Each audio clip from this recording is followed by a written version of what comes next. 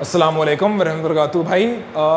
जैसा कि हमने पिछले लेक्चर में देखा था पार्ट 2 के, हमने वेदरिंग डिस्कस करी थी, डिकम्पोजिशन, डिसइंटीग्रेशन, ये पूरा पार्ट हो गया था। जो खाली चीज़ रह गई थी वो क्या थी? जैसे कि हमने देखा था डिकम्पोजिशन में ये तीन मटीरियल्स फॉर्म हो रहे थे, सोल्यूबल, इनसोल्यूबल, अनऑल्टर्ड। वैसे ही हमारे डिसइंटीग्रेशन में भी तीन अलग मटीरियल्स फॉर्म होते हैं, विच आर बेसिकली आपके आर्गॉस सैंड, ग्रे वैक्स, स्टाइलस क्री, ब्रश। ये हमने पूरी डिस्कस कर लिया था। फिर बाकी आगे की दो चीज़ें थी which were basically transportation of sediments और then deposition of sediments। ठीक है, ये दो टॉपिक्स और थे, ट्रांसपोर्टेशन सेडिमेंट्स और डिपोजिशन में। ये बहुत ज्यादा इंपॉर्टेंट होते हैं। क्यों?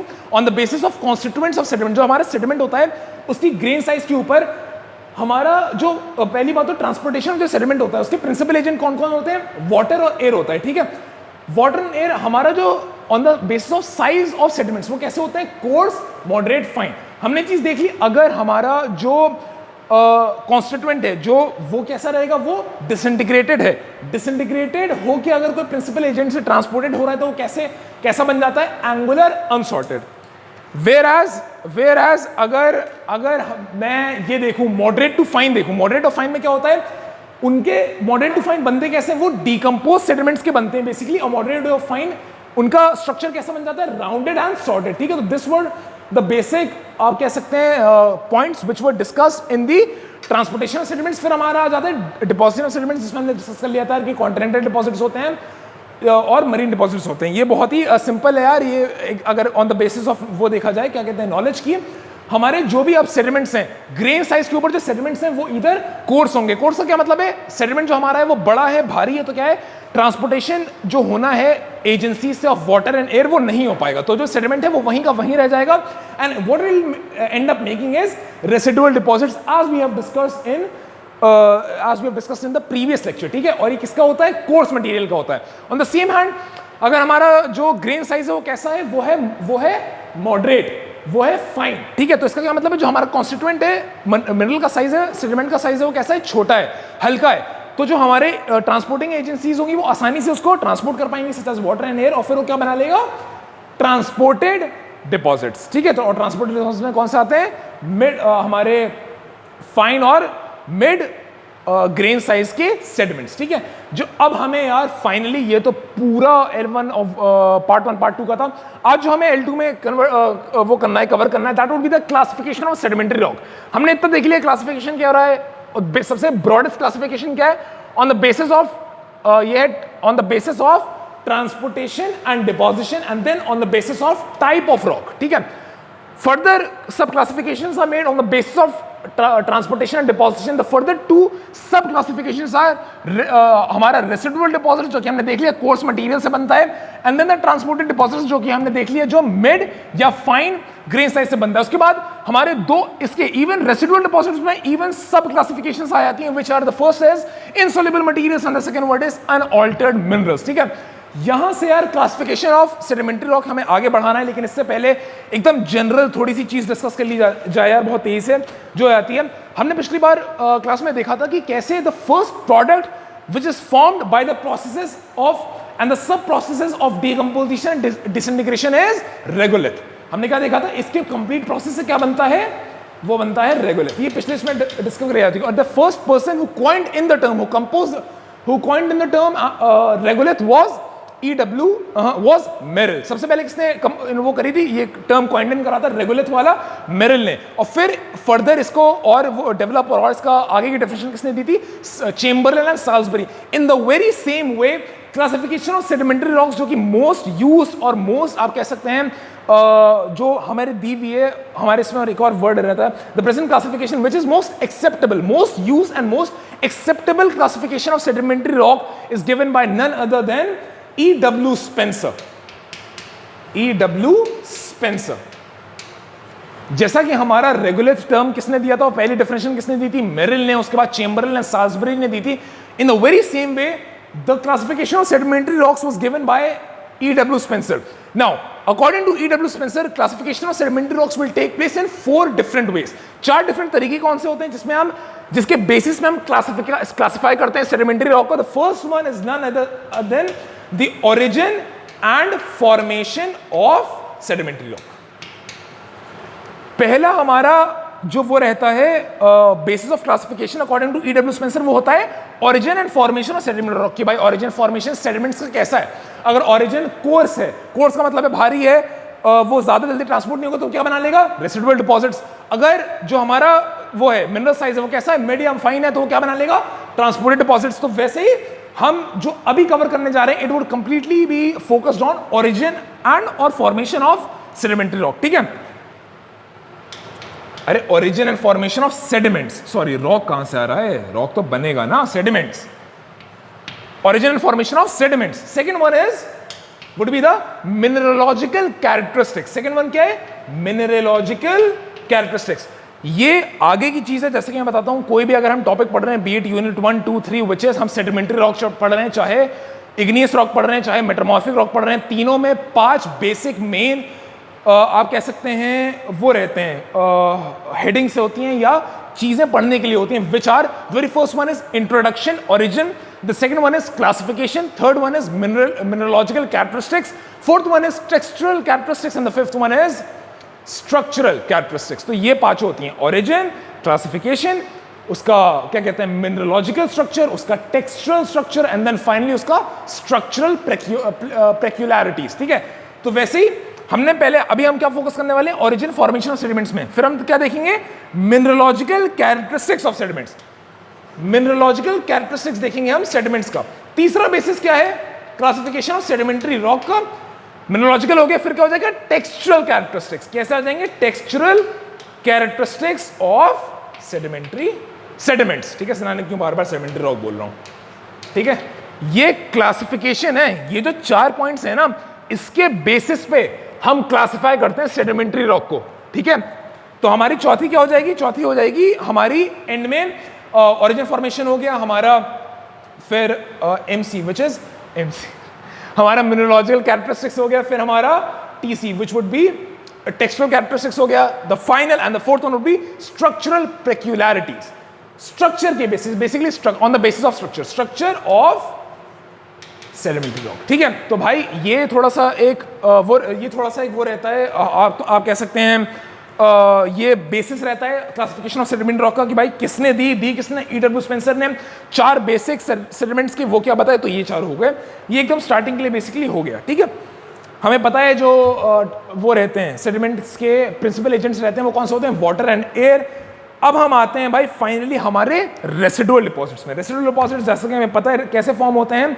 By the consolidation and accumulation of weathered sediments. Residue कैसे होता है? जब भी भाई हमारे डिसइंटीग्रेशन डिकम्पोजिशन से पत्थर टूटे, सेडिमेंट, और पत्थर से सेडिमेंट्स हमारे अलग हुए, टूटे, वो सेडिमेंट्स एक जगह एक्यूमुलेट करते हैं, एक जगह कंसोलिडेट होते हैं, उसके बाद रेसिडुअल डिपॉजिट बन जाता है। सिंपल। रेसिडुअल डिपॉजिट्स के फिर 2 further sub classifications of which is insoluble material and then unaltered minerals. जो इनसॉल्युबल मटेरियल होता है ना, अब इन दोनों को देखना है। मेन 2 चीजें ये हैं क्लासिफिकेशन ऑफ मिनरल, जो हम सब क्लासिफिकेशन देख रहे हैं, ठीक है? अब इनसॉल्युबल प्रोडक्ट्स में क्या आ जाते हैं? अब यहां पे जैसा मैंने पिछले लेक्चर में भी कम से कम 10 बार दोहराया था, अरे वापस से इस बार भी करने वाला हूं। ये जो कंप्लीट L1 था, part 1 part 2, it was completely structured on the basis of introduction origin of sedimentary rock. L2 however is classification of sediment rock पे स्ट्रक्चर्ड है। अगर ये 2 जो रहते हैं ये आपस में बहुत ज्यादा कोरिलेट करते हैं, if you are not wearing of all the different processes and everything regarding the first, आप इसको नहीं समझ पाएंगे। और अगर ये दोनों क्लियर नहीं है तो फिर बाकी की ये तो बिल्कुल ही नहीं। क्यों? ये दोनों द फर्स्ट 2 टॉपिक्स जो हमारे क्या कहते हैं ओरिजिन इंट्रोडक्शन, और फिर दूसरा जो होता है क्लासिफिकेशन, वो दी मोस्ट इजीएस्ट होता है समझने के लिए। बाकी तीनों में क्या आ जाता है? Mineralogical characteristics, textural characteristics, structural peculiarities. ये समझना तभी आसान होता है जब इंसान को शुरुआत के ये जो 2 टॉपिक्स हैं ये बहुत इंटरचेंजेबली बिल्कुल क्रिस्टल क्लियर है, ठीक है? तो जैसा कि मैं बार बार कहता था कि हमें बहुत ज्यादा इन दोनों ही टॉपिक्स में कोरिलेशन दिखने वाला है, और वो मैं बहुत ही अच्छी तरीके से अगर पहला एग्जांपल देते हुए दिखाऊं, the very first would be insoluble material. अब इनसॉल्युबल मटेरियल कौन से हैं? जैसा कि हमने पिछले इसमें जाना था, the insoluble materials are none other than the ones which are formed by the hydration and by the process of oxidation. जो हमारे इनसॉल्युबल मटेरियल हैं वो कैसे, कौन से प्रोसेस से हमें वो होते हैं, फॉर्म होते हैं insoluble material? Bye the process of oxidation and hydration. Oxidation से बनता था आयरन, ऑक्साइड्स ऑफ आयरन, और फिर हाइड्रेशन हमें पता था क्या बनता था, ओलेवाइन से सरपेंटाइन, बायोटाइट या फेरस मैग्नीशियम थे, उससे बन जाता था क्लोराइड, और फिर जो फेल्सफार था it got decompose to hydrous aluminium silicates. तो जितने भी चीजें ऑक्सीडेशन, हाइड्रेशन अलॉन्ग विथ जो हमने डिसइंटीग्रेशन में पढ़ा, डिसइंटीग्रेशन में फिर पढ़ा ना, डिसइंटीग्रेशन का पढ़ा ना, arkose sand, arkose, greywackes, talus, scree, breccia, ये सब the complete all the process of oxidation और hydration and the three different materials which you get from disintegration of the rock, ये मिलके बनाते हैं insoluble material। तो मैं अगर यहां पे डायरेक्ट लिखने बैठ जाऊं insoluble material में क्या क्या, the very first would be the, हमने किससे देखा, ऑक्सीडेशन से देखा। ऑक्सीडेशन हमने क्या देखा था, oxides of iron, oxides of iron. फिर हमने क्या देखा, और इनसोल्यूबल मटेरियल्स क्या देखे, हाइड्रेशन से। हाइड्रेशन से हमने क्या क्या देखा था, सरपेंटाइन, ठीक है, ओलेवाइन का, ओलेवाइन ये मैंने और बहुत ज्यादा स्ट्रक्चरल वे में लिख रखा है, includes the silicate material comprising of hydrous aluminium silicate. दूसरा हमने देखा फेल्सफार डिकम्पोज होकर क्या बना लेता था, हाइड्रस एल्यूमिनियम सिलिकेट्स, तो हाइड्रस एल्यूमिनियम सिलिकेट्स, ठीक है। और हमारे आयरन ऑक्साइड्स जो हमारा ये था मैग्नीशियम सिलिकेट्स थे, वो क्या बना लेता था, ओलेवाइन। तो थर्ड क्या, मैग्नीशियम जो सिलिकेट्स थे वो क्या बना ले रहे थे, ओलेवाइन।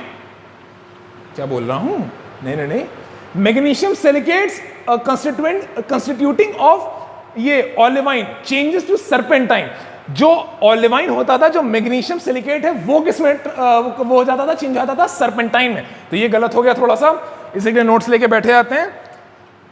चलो भाई, ये क्या था, मैग्नीशियम बेरिंग जो ओलेवाइन है, वो फर्दर किसमें वो हो जाता था, चेंज हो जाता था सरपेंटाइन में। ये हो गया हमारा जो बहुत इंपॉर्टेंट है। फिर हमारे इसमें और क्या आते हैं, क्लोराइड्स। क्लोराइड्स कैसे आ रहे हैं, हमारे हाइड्रेशन से हमने देखा था, कि हाइड्रेशन से हमारे ये ओलेवाइन का सरपेंटाइन में बन गया था, biotite and other ferromagnesium mineral materials किस में बन गए थे, क्लोराइड में। तो क्या इसमें आ जाएगा, क्लोराइड्स, ठीक है। तो these are all the insoluble products that are formed under the sub-classification of residual dots, which comes even under sub-classification of on the basis of transportation and deposition। अब बात मैं बार बार वही कह रहा हूं यार, अगर अब वो पिछले लेक्चर का केमिकल डिकम्पोजिशन के अंदर के ऑक्सीडेशन, हाइड्रेशन, कार्बोनेशन नहीं समझ आएंगे, तो ये सब चीजें आपके लिए बस खाली अल्फाज बन के रह जाएंगी। यहाँ पे ऑक्साइड्स ऑफ आयरन क्या है भाई, ये HAS हाइड्रस एल्यूमिनियम सिलिकेट क्या है, ओलेवाइन सरपेंटाइन में कैसे बन रहा है, हमारा जो वो है बायोटाइट है, ये बायोटाइट का क्लोराइड जो बेसिकली है ना, ये किसका है, बायोटाइट, ये क्लोराइड में कैसे हो रहा है। ये सारे जितने भी प्रोसेसेस हैं, ये सबके किसके हैं, इंसोल्युबल प्रोडक्ट्स सबके किसके हैं, ऑक्सीडेशन के, आयरन ऑक्साइड्स, हाइड्रेशन के, जो मैग्नीशियम बेरिंग मिनरल्स थे, ओलेवाइन सरपेंटाइन में, बायोटाइट क्लोराइड में, फेल्सफार जो कि हमें दे रहा था हाइड्रस एल्यूमिनियम सिलिकेट, और वो तो और इसमें सारे ये वाले ऐड हो जाएंगे, ये जितने हैं, arkose sand, arkose, greywackes, talus, scree and breccia, all of these are आपके इनसॉल्युबल मटेरियल्स, ठीक है। ये भी जितने हैं, arkose sand, greywackes, talus, scree, breccia, even all of them the materials which are formed by the process of disintegration, ये सब भी इसके अंदर आ जाएंगे, किसमें, इनसॉल्युबल मटेरियल में। So this is the one of the prior examples of the correlation between the two different, आप कह सकते हैं headings, two different complete things which we have to learn, lessons which we have to learn, ठीक है। अब दूसरा क्या बचा यार, unaltered minerals, ये भाई सबसे मस्त होते हैं, सबसे अलग होते हैं और सबसे आसान होते हैं। It includes minerals such as, सबसे पहले unaltered minerals के सबसे most common example देख लीजिए। unaltered minerals में हमारे सबसे पहले क्या आते हैं, सबसे पहले आ जाता है क्वार्ट्ज, QUARTZ, क्वार्ट्ज आ जाता है, हमारा फेल्सफार आ जाता है, थर्ड हमारा क्या आ जाता है, मस्कोवाइट which makes अस्सलाम वालेकुम सर। थर्ड हमारा क्या आ जाता है, पहला आ गया था quartz, second one is feldspar and third material would be, the third one was muscovite जो हमारा क्या बना दे रहा था, माइका फ्लेक्स, ठीक है, जो हमारा माइका फ्लेक्स बेसिकली बना दे रहा था। अब अगेन मैं अगर यहाँ पे कोरिलेशन मुझे दिखाना हो, ये कौन से मटेरियल्स हैं, ये जो सारे अनऑल्टर्ड मिनरल्स के जो मटेरियल्स हैं, क्वार्ट्ज, फेल्सफार, मस्कोवाइट जो माइका फ्लेक बनाता है, किसके हैं, ये सब आर्कॉस सैंड, आर्कॉस के कॉन्स्टिट्यूएंट्स क्या कहते हैं, क्वार्ट्ज, अरे ये तो इसके sorry quartz, feldspar, feldspar, muscovite और फिर ग्रेवैक के क्या कहते हैं क्वार्ट्स तो same, plagioclase feldspar, plagioclase feldspar. The fifth hydrous magnesium silicates, hydrous magnesium silicates.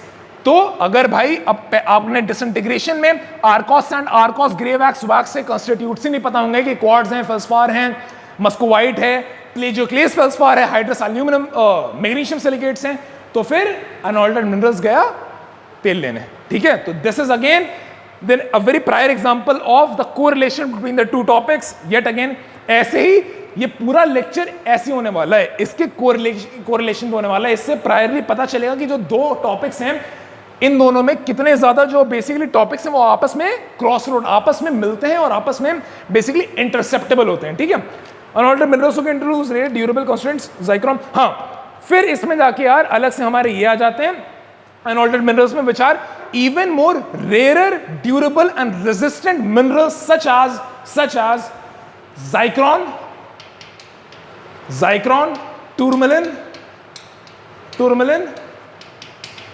और एक और एग्जांपल क्या था, अरे इधर लाओ यार, एक और एग्जांपल था ऑक्साइड्स ऑफ आयरन तो हो गया यार, क्लोराइड्स, ह्यूमनस, अरे हाँ अलग गलत जगह देख रहा हूँ, zircon, garnet, rutile, kyanite, zircon, tourmaline, garnet, garnet,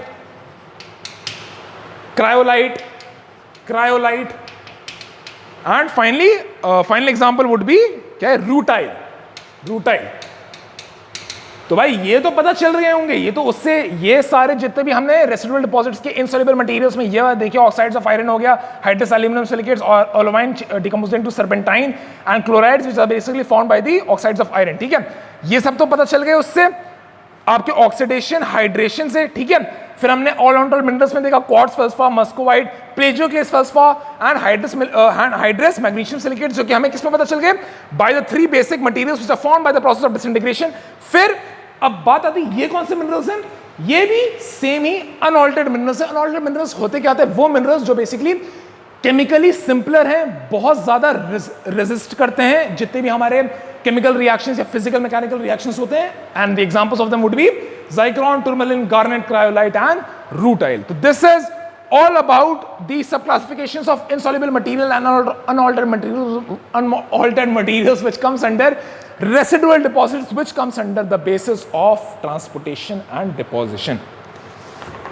यहीं तक यार इसकी बात थी। ठीक है, अब हाँ ये यार मैं बहुत ही इंपॉर्टेंट कुछ आपके वो हैं टॉपिक्स हैं। ठीक है, जैसे हाँ ये इससे स्टार्ट हो रहा है। ओके सही, देखो यार एक तो चीज होती है सिलेबस की। ठीक है, एक चीज होती है जो हमारे सिलेबस में प्रिस्क्राइब्ड है, जो चीजें हमें पढ़नी है बिकॉज सिलेबस का पार्ट है वो। फिर एक होती है पढ़ाई और फिर कुछ चीजें पढ़नी होती हैं ताकि इंसान पढ़ पाए दूसरी चीज। ठीक है, तो ये सब थी जनरल सिलेबस का चीज। अब तीन अलग आप कह सकते हैं मैं प्रोसेसेस और तीन अलग फिनोमेनास बताने वाला हूं यार। ये डायरेक्ट हमारे सिलेबस का पार्ट नहीं है, लेकिन ये पढ़ाई को पढ़ने में मदद करते हैं।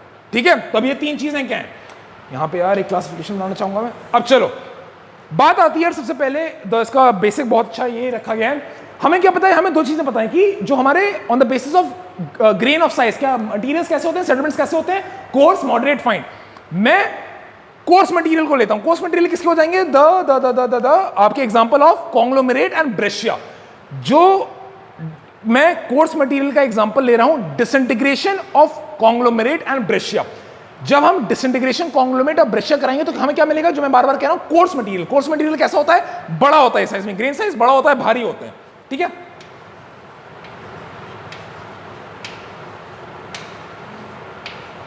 ये हमारे क्या है, ये हमारे disintegration of conglomerate and breccia है which is forming these coarse material. ठीक है, on the same hand I will take the आप कह सकते हैं मॉडरेट एंड फाइन मटेरियल्स।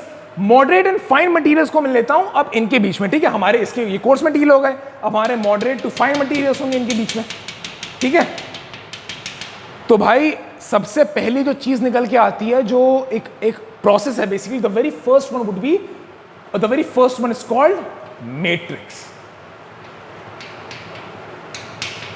जिसके बारे में हम बात करने वाले हैं। अब मैट्रिक्स ये कियानू रीव्स का मैट्रिक्स नहीं है, ये मैट्रिक्स मैथमेटिक्स वाला मैट्रिक्स नहीं है, मैट्रिक्स अपने जियोलॉजी वाला है, जो कि क्या होता है, matrix is basically the process in which the fine और moderate materials acts as a cohesion material for the coarse. Matrix वो प्रोसेस होता है जिसमें हमारे जो ये फाइन और वो थे ना, फाइन या वो मटेरियल थे, फाइन मॉडरेट मटेरियल कैसे एक्ट करते हैं, एक काइंड ऑफ सीमेंट की तरह, कोहेजन मटेरियल की तरह काम करते हैं कोर्स मटेरियल के लिए, और इनको क्या करते हैं, कर देते हैं आपस में जोड़ देते हैं। तो दिस इज कॉल्ड मैट्रिक्स। अगर मैं एकदम एग्जैक्ट डेफिनेशन बताऊं, the cementing material which acts as a bond and brings about cohesion in the sedimentary particles is known as matrix. हम यहां पे वापस से क्या देख सकते हैं, जो हमारे mid to fine grain size materials थे, there acting as a cement, there acting as a cohesion material for the coarser material of breccia and conglomerate. तो इसको हम क्या कहेंगे, मैट्रिक्स। और इसके एग्जांपल्स क्या हो जाएंगे, ऑक्साइड्स ऑफ आयरन। एग्जांपल सबसे पहले तो आ जाता है कैल्शियम कार्बोनेट, ये पता ही है, बहुत कॉमन एग्जांपल है कैल्शियम कार्बोनेट, CaCO3 भाई। Oxides of iron, oxides of iron and silica, these are the materials. ये कौन से मटीरियल हैं, ये कोर्सर मटीरियल हैं, ये मटीरियल है फाइन वाले, फाइन मिड वाले मटीरियल हैं, जो मैट्रिक्स कहलाते हैं, जो बॉन्डिंग करवा रहे हैं, कोहेजन करवा रहे हैं, ठीक है। ये वाले हैं, कंफ्यूज मत होना यार, ये कौन से मटेरियल है, फाइन मॉडरेट वाले मटेरियल्स हैं ये, ठीक है। और कोर्स वाले कौन से थे, ये थे disintegration of conglomerate and Brescia. ये था यार मैट्रिक्स। जब भी मिनरलॉजिकल कैरेक्टरिस्टिक्स पढ़ी जाएगी, टेक्सचुरल कैरेक्टरिस्टिक्स पढ़ा जाएगा, और उसके बाद फाइनली स्ट्रक्चरल कैरेक्टरिस्टिक्स पे जब बात आएगी, तो ये वर्ड हर दूसरे सट्ठे बोला जाएगा, और नहीं पता रहेगा मैट्रिक्स का मतलब क्या है, तो घंटा बाजारा नहीं आने वाला समझ कि चल क्या रहा है भाई। The second thing which we would have to learn is, the second is a process which is called compaction. Compaction बहुत सिंपल है यार। कंपैक्शन बेसिकली प्रोसेस है, एक प्रोसेस है जिसमें, जो कंपैक्शन हमारा बेसिकली एक प्रोसेस होता है जिसमें क्या हो रहा है, हमारे जो सेडिमेंट्स हैं, they are finally getting transformed into sedimentary rocks upon the gradual accumulation and sedimentation of the sediments. कहने का भाई मतलब जाहिर सी बात है, अगर आप पूरा, मैं एक रॉक साइकिल के पर्सपेक्टिव से बता रहा हूं। ये रॉक साइकिल का पर्सपेक्टिव क्या है, प्री एग्जिस्टिंग रॉक था, ग्रेनाइट प्री एग्जिस्टिंग रॉक था, पहले से ही भाई दुनिया में पत्थर मौजूद था, वो टूटा bye the process of weathering, of decomposition, disintegration, टूट के पत्थर से क्या बना, सेडिमेंट्स बने। सेडिमेंट्स बनने के बाद क्या हुआ, उन सेडिमेंट्स का ट्रांसपोर्टेशन हुआ, ट्रांसपोर्टेशन के बाद एंड में जाके क्या होगा, डिपोजिशन होगा। जब डिपोजिशन हो रहा होगा सेडिमेंट्स के लिए, डिपोजिशन के एंड में the process of compaction takes place, और वही कॉम्पैक्शन क्या होता है, the change of sedimentary rocks into the change of sediments into sedimentary rocks is called compaction through the gradual accumulation of sediments। कि भाई जाहिर सी बात है, एक जगह और मुझे इसको करना हो, हमारे यहाँ जो सेडिमेंट्स हैं वो डिपॉजिट आते गए, होते गए, एंड में जाके क्या होगा, ग्रेजुअल एक्यूमुलेशन से, ग्रेजुअल कंसोलिडेशन से ये क्या बना लेगा, सेडिमेंट से किसमें ट्रांसफर हो जाएंगे, सेडिमेंटरी रॉक में। And this is the process which is known as compaction. Again ये एक ऐसी चीज है जो आगे चल के हर दूसरे सट्ठे बोली जाएगी, पता होना बहुत जरूरी है। अगर मैं आपको डेफिनेशन दूं, the conversion of loose particles sediments into the sedimentary rock is called compaction by the gradual consolidation and accumulation of sediments. The third and the last जो कि पता होना चाहिए इज इंड्यूरेशन।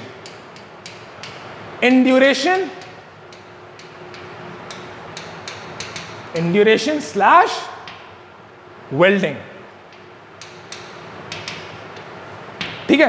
अभी इंड्यूरेशन वेल्डिंग क्या है भाई, induration and welding is basically a part of compaction. Compaction में अभी हमने क्या पढ़ा, जो सेडिमेंट्स हैं वो एक जगह एक्यूमुलेट होके और कंसोलिडेट होके क्या बना ले रहे हैं, सेडिमेंट से सेडिमेंटरी रॉक बना ले रहे हैं। सेम चीज इंड्यूरेशन में होती है और आपकी वेल्डिंग में होती है, दो इसका अलग नाम, सेम चीज है, दो वो दिए गए। इसमें बस डिफरेंस क्या होता है, इनके जो सेडिमेंट्स हैं इनमें जो सेडिमेंट्री रॉक बना रहे होते हैं, they are comprised of coarser material. और कोर्सर मटेरियल कौन से थे? द सेडिमेंट्स जो बड़े हैं साइज में, ठीक है, भारी हैं, बड़े हैं। तो जो इंड्यूरेशन है और वेल्डिंग की बात चलेगी, इसमें क्या है, इट इज फॉर्मिंग, इसका भी सेम कॉम्पैक्शन वाला सीन, लेकिन ये किसमें हो रहा है? कोर्सर सेडिमेंट्स में हो रहा है, जिनका साइज बड़ा है, ग्रेन साइज बड़ा है।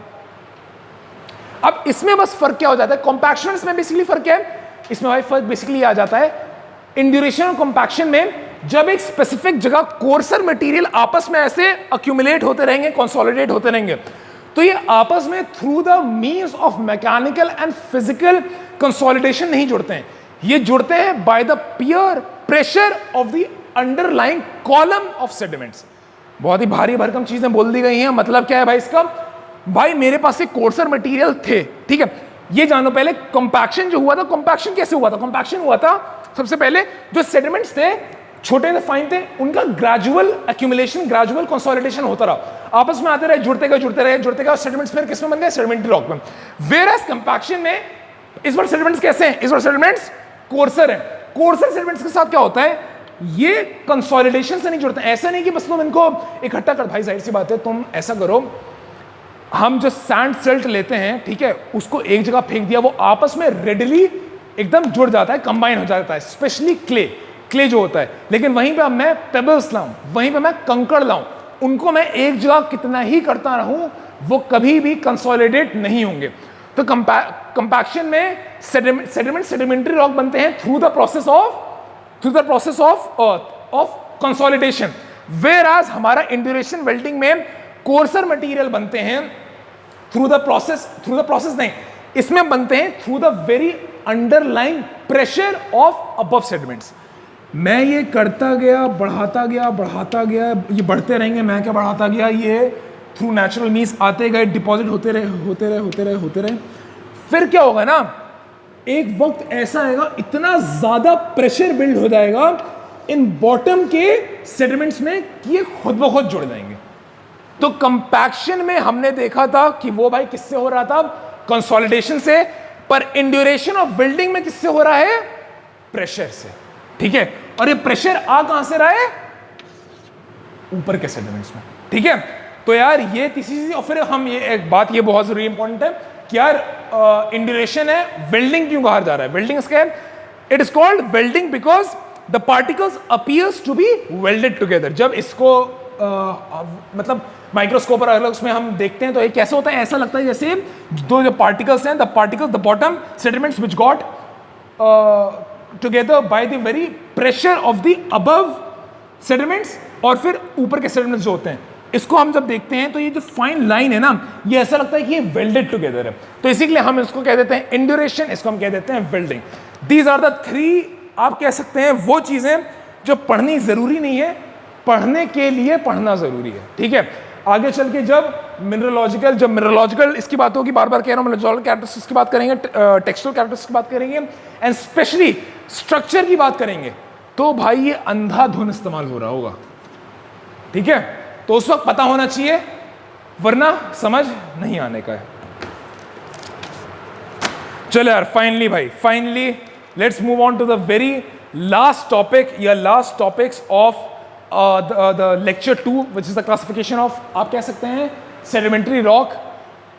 सर यार वो करना, फराज भाई स्टार्ट करना। हाँ भाई, यार अभी बात हुई और मिड लेक्चर बेसिकली सीन क्या है, बहुत ज़्यादा लेट हो गया है, इसी के लिए अब जो क्लास है वो बंद होने जा रही है। यहाँ तक ये बहुत अच्छी, वैसे बहुत ऑनेस्टली बताऊँ, बहुत परफेक्ट टाइम पे स्टॉप हुए हैं। क्यों? क्योंकि हमने क्लासिफिकेशन ऑफ सेडिमेंट्री रॉक पढ़ रहे थे। दो ब्रॉडेस्ट क्लासिफिकेशंस हैं, कौन से? On the basis of transportation deposition, and second one is the on the basis of types of rock. तो हमने कंप्लीटली डिस्कस कर लिया है बेसिस ऑफ ट्रांसपोर्टेशन डिपॉजिशन। इसमें दो सब क्लासिफिकेशन आ गए थे, रेसिडुअल, ट्रांसपोर्टेड, जिसमें इवन रेसिडुअल में दो अलग सब वो आ गए थे classification, insoluble and unaltered, whereas उसे छुआ भी नहीं है। तो इसे जरूर से छुआ जाएगा अगले लेक्चर में यार, ठीक है। तो अभी यार यहाँ पे पूरा क्लासिफिकेशन ऑफ मिनरल्स से अभी तक यहीं पे हम कंप्लीट कराए। यहाँ तक देखने के लिए बहुत बहुत शुक्रिया यार, बस थैंक यू।